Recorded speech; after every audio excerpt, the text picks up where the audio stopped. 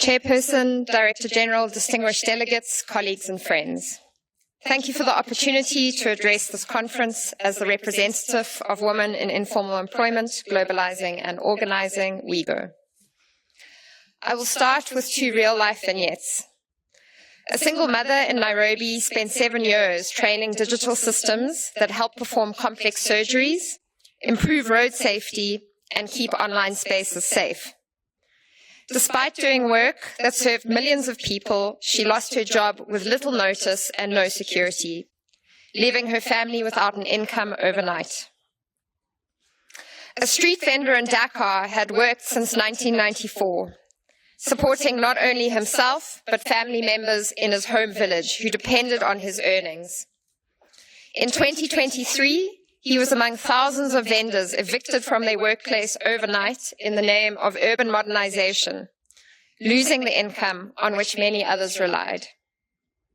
One worker was helping to build the digital infrastructure of the future, the other helping to sustain the everyday economy of the city. Both performed socially necessary work that remained largely invisible and undervalued. Both supported families whose survival depended on their income. Yet neither was fully recognized as a worker with legally protected rights. Their livelihoods could be taken away overnight, while they had little or no access to social protection. They faced significant barriers to improving their working conditions because they were constrained in their ability to organize, bargain collectively, or be represented in decision-making. Despite the differences between platform data work and street vending, both stories point to the same challenge: how to extend recognition, protection, and voice to those whose work is essential, but whose rights remain unprotected. We appreciate the Director General for producing a report that approaches the question of AI and the future of work in a serious and thoughtful way. Particularly valuable is the report's insistence that the outcomes of technological change are not predetermined. Technology alone does not determine outcomes. Policy choices matter, institutions matter, governance matters.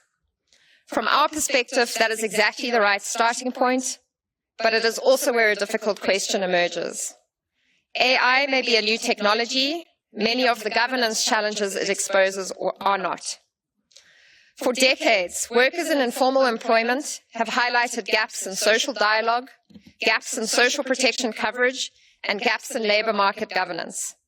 Long before the current debates on AI, millions, in fact 2 billion workers counted in the ILO's statistics, were already being failed by the systems designed to protect them. The report identifies social dialogue as a key mechanism through which societies can govern AI in a more inclusive way. But here we must confront a reality that workers in informal employment know too well. Many social dialogue institutions were already failing large numbers of workers before AI entered the picture. A recent report by WIEGO and HomeNet Southeast Asia found that although almost 80% of employment in the region is informal, workers remain largely excluded in law or in practice from formal social dialogue institutions across 6 ASEAN countries. This is true even in countries with relatively advanced tripartite systems. So the challenge before us is not only to defend existing institutions, it is to strengthen them and broaden them. It is to make them genuinely inclusive of all workers. What does that mean in practice? It means realizing the vision set out in Recommendation 204 and ensuring that all workers, regardless of employment status, can exercise the rights to freedom of association and collective bargaining. It means enabling workers in the informal economy to form and register trade unions, exercise their organizing rights, elect their own representatives, and bargain collectively. It means recognizing that bargaining counterparts are not always employers. For many workers, the actors shaping working conditions are municipalities, contractors, platform companies, or lead firms in supply chains. And labor institutions must be capable of engaging those realities. And it means ensuring that social dialogue addresses power imbalances rather than reproducing them, so that voice translates into meaningful outcomes that can be implemented and enforced. If the future of work is to be fair, inclusive and sustainable, then those choices must include all workers, regardless of where they work, how they work, or their status in employment.